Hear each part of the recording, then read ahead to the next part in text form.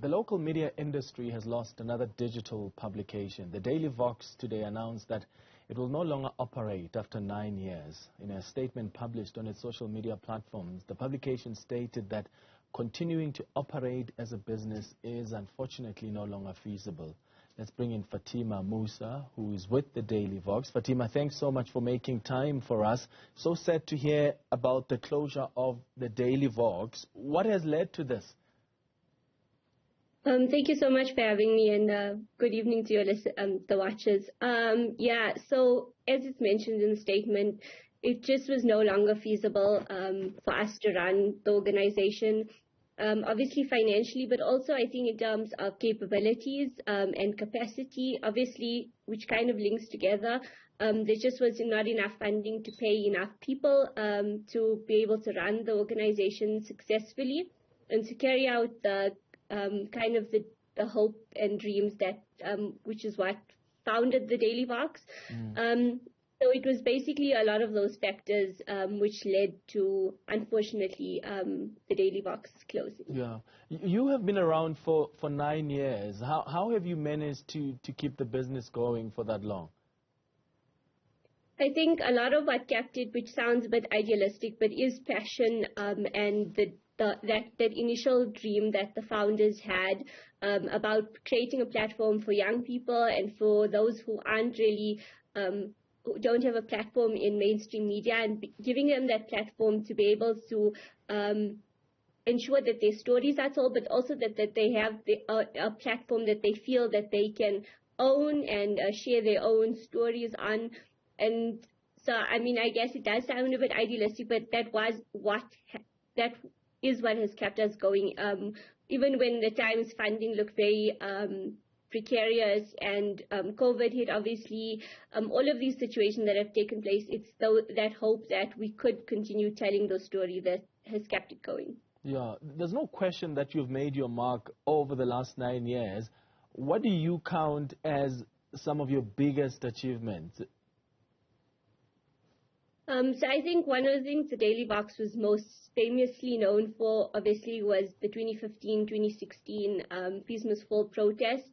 And I wasn't at the Daily Vox at the height of those protests and during that time, but I think that's something that the Daily Vox really made their mark and showed what was the vision of the Daily Vox about ensuring that stories like this, which were being told, but were perhaps being told in ways that sometimes ostracized the people who were at the center of the story. So the Daily Vox ensured that students' voices were at the center of that. And even moving beyond that, it was just about prioritizing those voices and telling those stories in a different way and a different perspective. And we've continued in the past couple of years telling student stories, whether it was during COVID and how it affected students in those times, but then moving beyond that to different, whether it was telling stories of migrants or of queer people, and just ensuring that stories, those stories were being told, even if it wasn't reaching the biggest audience and maybe not having the hugest impact, but it's just even about having an impact for one person, I guess. What was the staff complement, Fatima? How many people have been affected by this closure? It's been coming for quite a while, so it's not been a huge impact. It's been maybe about 2 or 3 people, because we've had to make a lot of cutbacks in the past couple of years. So I guess I wouldn't say thankfully, but I guess that it wasn't such a major impact because we've had to make those cuts in the year leading up to this big decision. Yeah, and before you made this decision, obviously, I imagine there are a number of options that were considered. I'm just wondering if there's any chance still that the business could still be saved. So yeah, definitely there were lots of obviously conversations, and the Daily Vox was part of the South African Media Innovation Program, which kind of officially ended last year. But the program has given us a lot of backing and assistance and stuff. So there were lots of conversations.